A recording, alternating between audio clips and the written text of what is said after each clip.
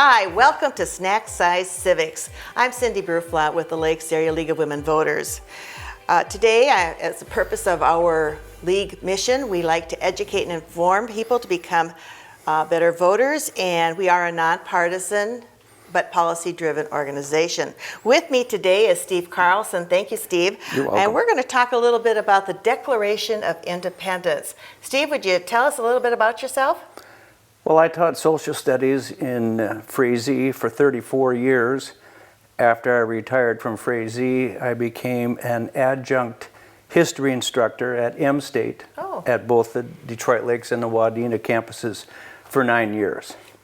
So that's my history. Like history a little bit. I kind of do, okay. Yes. That's my historical background, yes. And what topic are we going to talk about today? Well, today we're going to talk about the Declaration of Independence, which is very timely. Mm-hmm.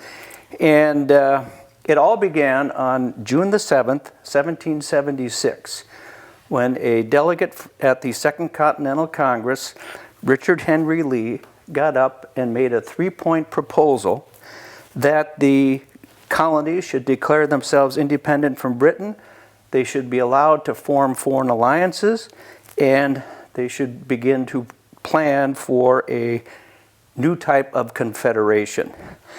Congress, in typical fashion, decided these were too difficult topics, so they organized committees. Okay. And the committee to explain the reasons for independence consisted of John Adams of Massachusetts, Ben Franklin of Pennsylvania, Roger Sherman of Connecticut, Robert Livingston of New York, and they felt in order to round out the committee they should have a Southerner. John Adams was advocating very strongly for Thomas Jefferson. Jefferson was then selected. As Adams said, Jefferson can write 10 times better than I can. So Jefferson, for the most part, takes this on himself. He isolates himself. He sits down at a desk that he actually had made, and he writes the Declaration of Independence. It is then sent to the Continental Congress. It is debated. There are some changes. Jefferson is not excited about these changes, but he accepts them. And on July the 2nd, 1776, the Explanation for Independence was passed.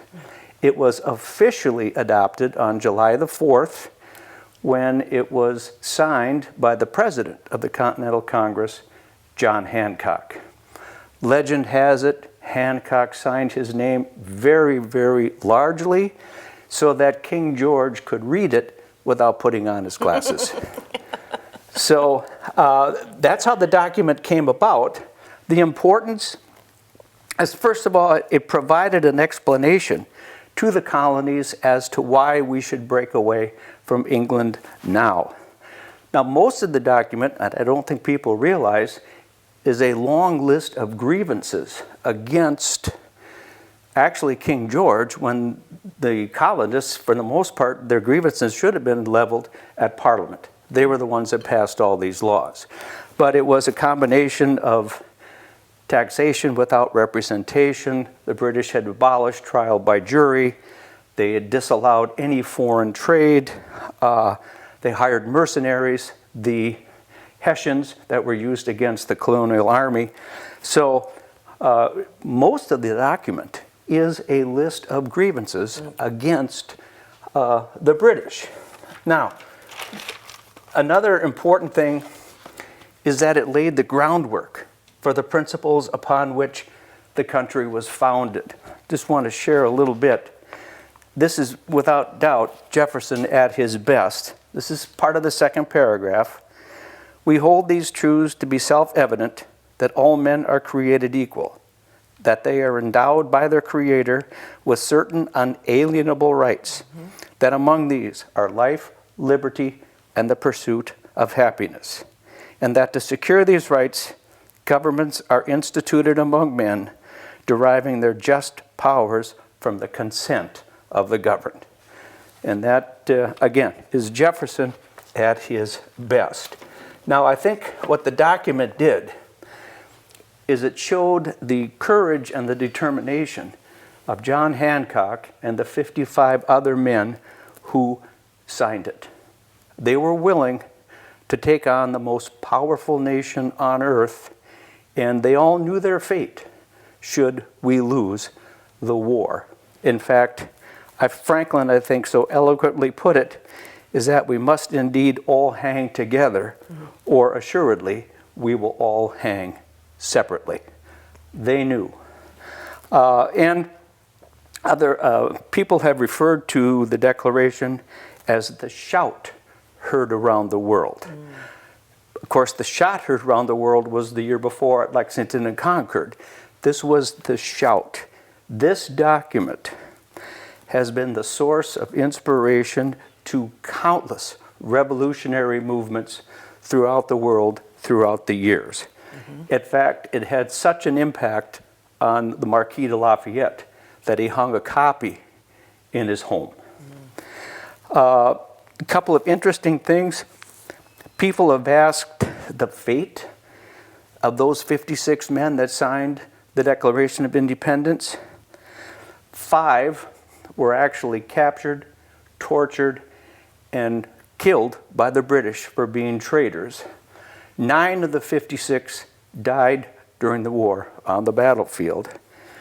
On a more positive note, 16 of those also signed the Articles of Confederation. 6 signed the Constitution. 2 will later become president. Of course, John Adams and Thomas Jefferson. And then just a little bit about the myth of the Liberty Bell. It was not rung on July 2nd or July 4th, 1776.